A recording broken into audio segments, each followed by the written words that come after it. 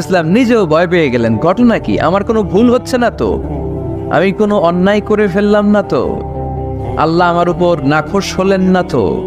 আমরাও মাঝে মাঝে এরকম ফ্রাস্ট্রেশনে ভুগি না?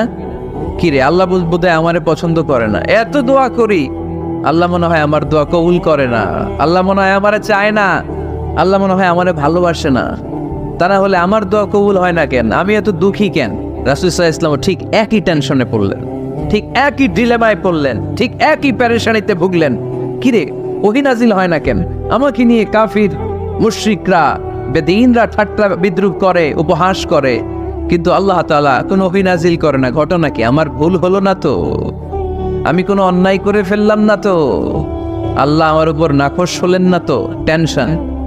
রাসূল সাল্লাল্লাহু আলাইহি ওয়াসাল্লাম টেনশনে ভুগছেন। ইন দ্য মিন টাইম আল্লাহ রাসূল সাল্লাল্লাহু আলাইহি ওয়াসাল্লামের টেনশন দূর করে দিয়ে, আল্লাহ রাসূল সাল্লাল্লাহু আলাইহি ওয়াসাল্লামের মন ভালো করে দেওয়ার জন্য এই সূরা দোহা নাজিল করলেন কে?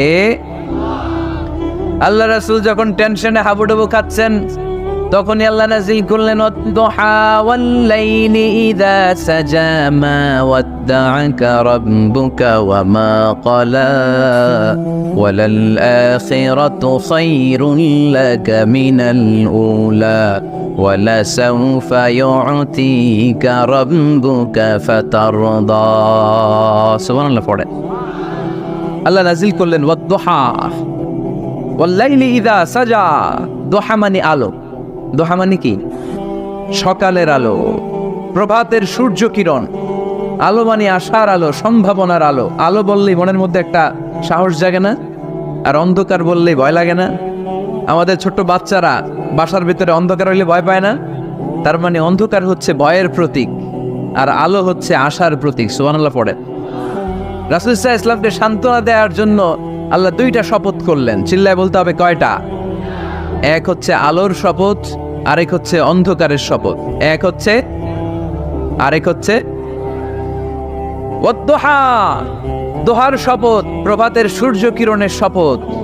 ওয়াল-লাইলি ইযা সাজা, নিঝুম নিস্তব্ধ রাতের শপথ। আল্লাহ তাআলা আলো আর অন্ধকারের শপথ দিয়ে মূলত ওহী আশা আর না আশাকে বুঝিয়েছেন। সুবহানাল্লাহ পড়েন। আলোকে আল্লাহ তাআলা ওহীর উপস্থিতির সাথে তুলনা করেছেন। অন্ধকারকে রব্বুল আলামিন এই সূরার মধ্যে ওহীর অনুপস্থিতিকে বুঝিয়েছেন। আল্লাহ বুঝাতে চাইলেন, নবী আমি আপনারে বলি নাই, কেমন করে আমি আপনারে বলি? আপনি আমার হাবিব, ঠিক কি না? আপনি আমার খলিল না, আপনি আমার হাবিব। খলিল মানেও বন্ধু, হাবিব মানেও বন্ধু।